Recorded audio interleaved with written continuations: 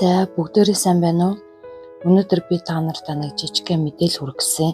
Сүнсний өгөгдөл буюу тоон зүүгээр бол тоон 6-аар нөмрлөөгөр бол сүнсний өгөгдөл буюу хувь тавилангийн тоо гэсэн хоёр өөр тусдаа хоёр тоо байгаад байгаа. Энийний ялгааг хэлээд огтлцоороо яг юу болдог талаар та нартай бүр юм том хэмжээний цуврал пост бэлтгэхээр шийдсэн байгаа.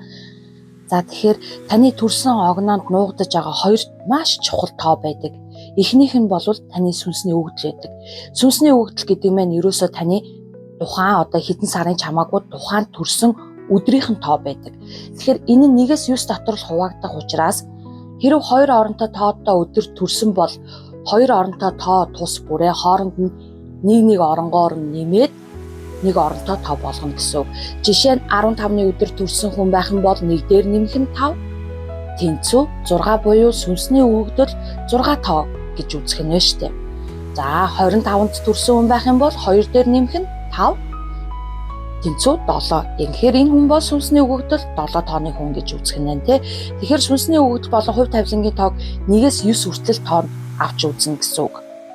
За таны сүнсний өгөгдөл бол таны дотоод мөн чанар, төрөлхийн авьяас юу таныг хамгийн их аз жаргалтай болгодгийг, та үнэндээ яг таны доторх хүн чинь хинбэ гэдгийг илэрхийлж яадаг тоо байх нь. За тэгвэл дараагийн тоо бол хувь тавилангийн тоо байдаг. За хувь тавилангийн тоог олохдоо өөрийн төрсэн он, сар, өдрийг бүгд тоо тус бүрээр нь хооронд нь нэмнэ гэсэн үг. За жишээ нь бол 2006 оны 12 сарын 17-нд төрсэн хүн бол 2 нэмэх нь 6, нэмэх нь 1, нэмэх нь 2, нэмэх нь 1, нэмэх нь 7 энэ бүрчлэнгээр нэмнэ гэсэн үг байхгүй тоо тус бүрээр нь. Тэгээд хариу нь 2 оронтой тоо гарах юм бол мөн л хооронд нь нэмээд 9 гарна. За сүүлд бол яг мастер тоо гэж 22, 32, 11 гарсан энийг тусдаа тоогоор авч үзээд байгаа. Зарим тоон зурхаачд бол.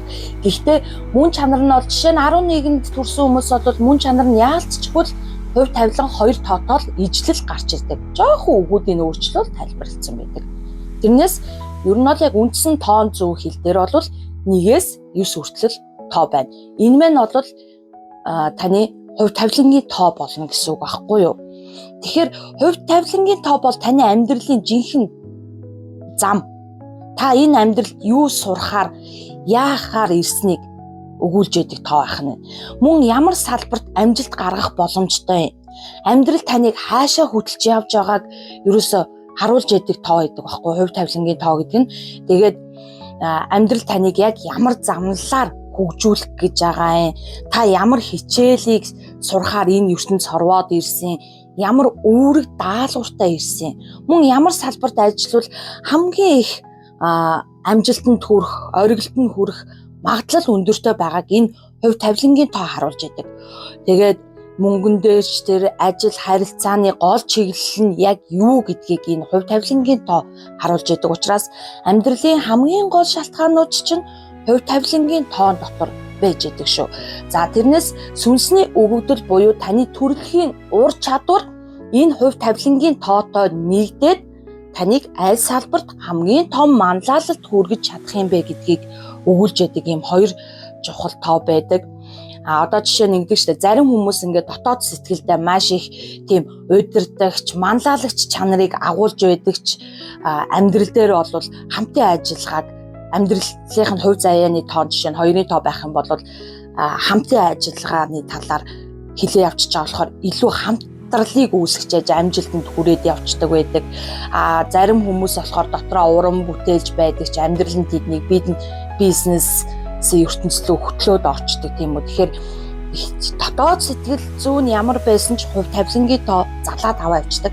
Гэхдээ сүнсний өгөгдөл хувь тавилангийн тоо хоёрыг нэгтгэж нэг зам дээр огтлцуулах юм бол энэ хүн хамгийн том амжилтанд хүрэх боломжтой байдаг.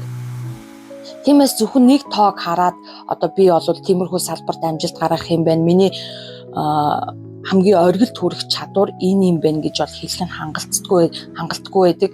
Сүнсний өгөгдөл хувь тавилан хоёр нэгжиж хамгийн чухал зүйлийг гаргаж ирдэг. Жинхэнэ зураглал бол ердөө л энэ сүнсний өгөгдөл болон хувь тавилангийн та хоорондоо уулзах үед үүсэж идэг. Тэгэхээр би болохоор одоо нэг нэлээд том цуврал пост бэлтгэхээр шийдчихэд байна. Тэгээ ямар ч хэлсэн өөрийнхөө мэдлэгийн хүрээнд энэ цуврал постоо бол оруулаад сүнсний өгөгдөл жишээ нь 5-ын тооны хүн, хувь тавилан 9 тоотой хүн яг юун дээр алдаад байдгийг, юун дээр илүү амжилтыг гаргахын энэ хүний жинхэнэ мөн чанар өгөгдөл хаана нь байгаа юм гэдгийг бол өөрийнхөө бяцхан жижигхэн мэдлэгийнхаа хүрээнд тоо бүр дээр тайлбарлая гэж шийдсэн байгаа. Тэгэхээр та нар маань бол цуврал постыг маань хүлээж агаад үзээрэй. За ингээд бүгдэнд нь амжилтыг хүсье.